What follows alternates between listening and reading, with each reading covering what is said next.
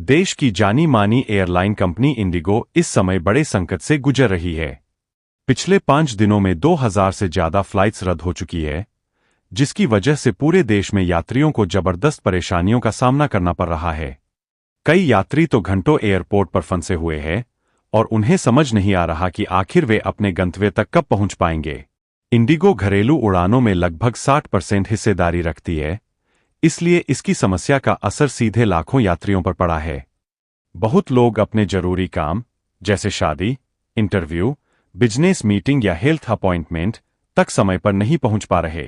लेकिन सवाल यह है कि आखिर ऐसा हुआ क्यों? किस वजह से इंडिगो का पूरा सिस्टम अचानक धराशायी हो गया? चलिए समझते हैं इस संकट की शुरुआत कैसे हुई और अभी क्या हालात है। इंडिगो संकट की शुरुआत। पिछले कुछ दिनों से ही इंडिगो छोटी छोटी तकनीकी खराबियों और लगातार लेट हो रही फ्लाइट से जूझ रही थी।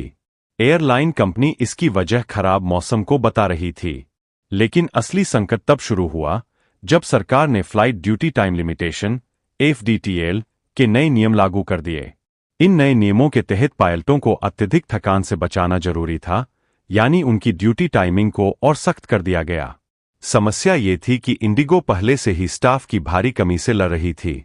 नए नियम लागू होते ही दबाव कई गुना बढ़ गया और नतीजा यह निकला कि कंपनी को एक के बाद एक कई फ्लाइट्स रद्द करनी पड़ी। सरकार द्वारा flight duty time limitation (FDTL) के नए नियम लागू होने के बाद इंडिगो को अपने पायलटों को ज्यादा आराम देना पड़ा, लेकिन कंपनी पहले से ही स्टाफ की भारी कमी से जूझ रही थी। ऐसे में नए नियमों का दबाव सिस्टम पर इतना बढ़ गया कि कई उड़ानों को रद्द करना पड़ा और यहीं से हालात और बिगड़ने लगे। देश की सबसे बड़ी एयरलाइन होना इस बार इंडिगो के लिए उल्टा भारी पड़ गया। इतना बड़ा नेटवर्क, इतने एयरपोर्ट, हजारों क्रू मेंबर और रोज उड़ने वाली 2000 से भी ज्यादा फ्लाइट्स, जब इस विशाल ऑपरेशन का कोई एक हिस्सा भी कमजोर पड़ता है तो उसकी चिंगारी पूरे सिस्टम में आग की तरह फैल जाती है।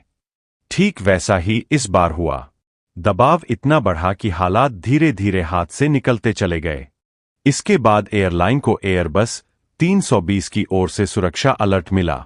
इस अलर्ट के बाद रात 12 बजे के बाद की उड़ानों पर रोक लगानी पड़ी।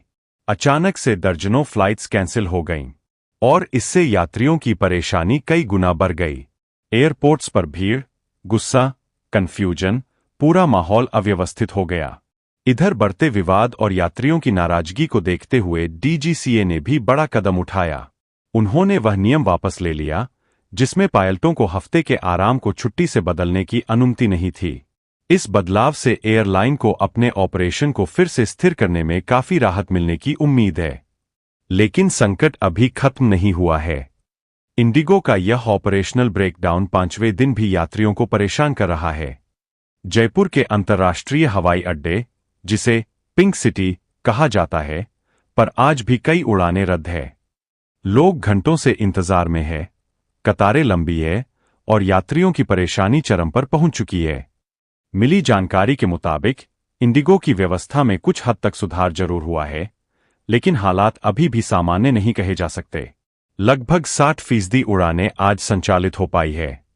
जयपुर एयरपोर्ट पर दोपहर 12 बजे तक इंडिगो की 10 फ्लाइट्स ने उड़ान भरी, लेकिन इसके बावजूद 6 उड़ानें आज भी रद्द करनी पड़ी। यात्रियों की समस्याएं भी कम होने का नाम नहीं ले रहीं। फ्लाइट कैंसिल होने के साथ अब लगेज गायब होने की शिकायतें तेजी से बढ़ रही है। कई यात्रियों का सामान पिछले 3-4 दिनों से नहीं मिला है। एयरपोर्ट पर इंडिगो के टिकटिंग काउंटर के बाहर आज भी भारी भीड़ लगी हुई है। लोगों का आरोप है कि कर्मचारी ठीक से जवाब नहीं दे रहे, कस्टमर केयर फोन नहीं उठा रहा और अगली यात्रा या सामान कब मिलेगा, इसकी कोई स्पष्ट जानकारी नहीं दी जा रही। इंडिगो की लगातार रद्द हो रही उड़ानों का असर सिर्फ यात्रियों तक सीमित नहीं है। जयपुर का पर्यटन उद्योग भी बुरी तरह प्रभावित हो गया है। होटल बुकिंग्स कैंसिल हो रही है, ट्रैवल एजेंट्स को नुकसान हो रहा है और शहर में आने वाली पर्यटकों की संख्या में बड़ी गिरावट दिख रही है।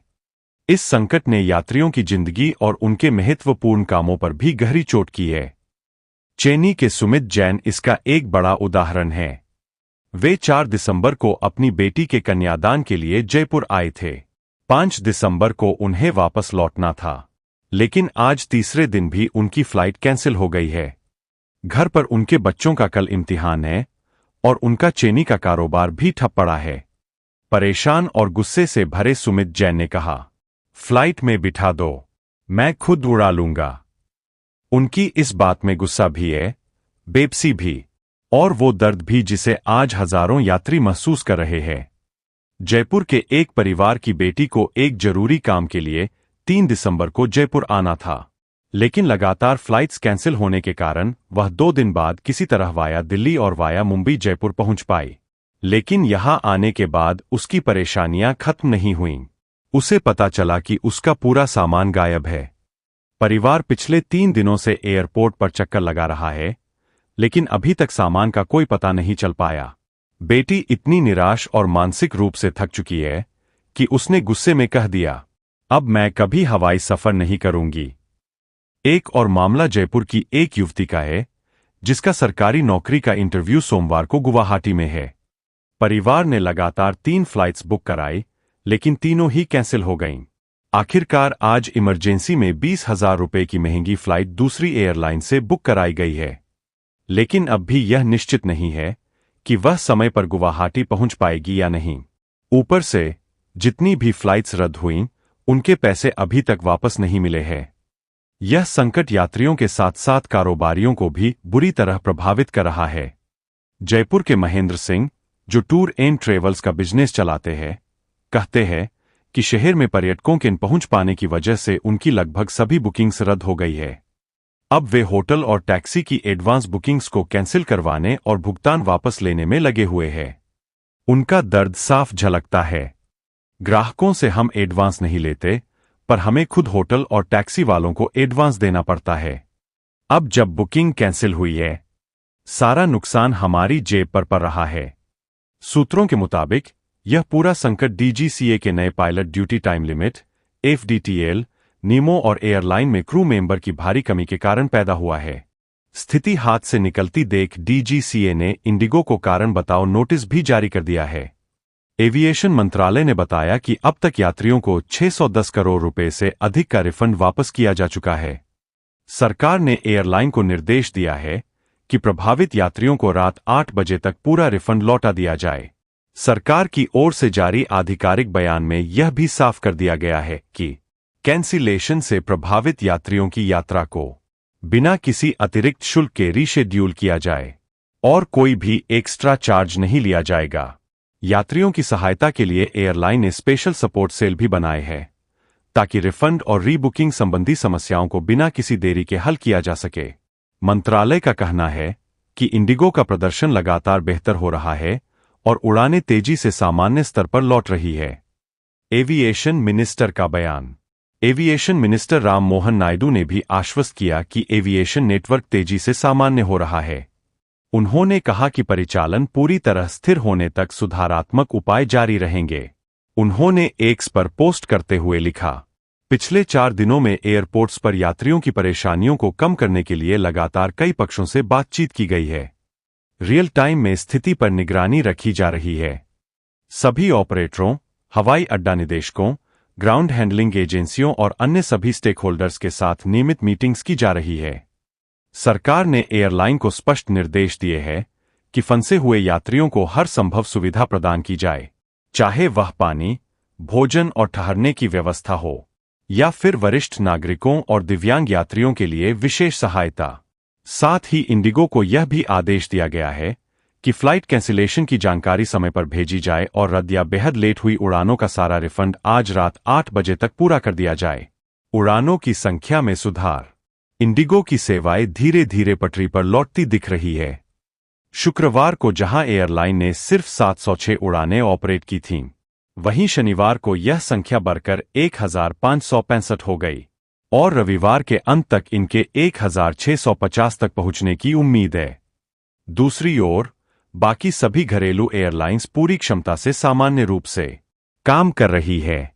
मंत्रालय ने इंडिगो को यह भी निर्देश दिया है कि व्यवधान के दौरान यात्रियों से अलग हुए सभी लगेज को 48 घंटों के अंदर खोजकर उनके घर तक पहुंचाया जाए। कई एयरपोर्ट्स पर हालात सामान्य। इंडिगो ने शनिवार तक पूरे देश में यात्रियों के 3000 से ज्यादा सामान सफलतापूर्वक वापस पहुंचा दिए हैं। सरकारी बयान के मुताबिक दिल्ली, मुंबई, बेंगलुरु, चेन्नई, हैदराबाद, अहमदाबाद और गोवा के एयरपोर्ट डायरेक्टर्स ने रविवार को पुष्टि की है कि सभी टर्मिनलों पर स्थिति सामान्य है।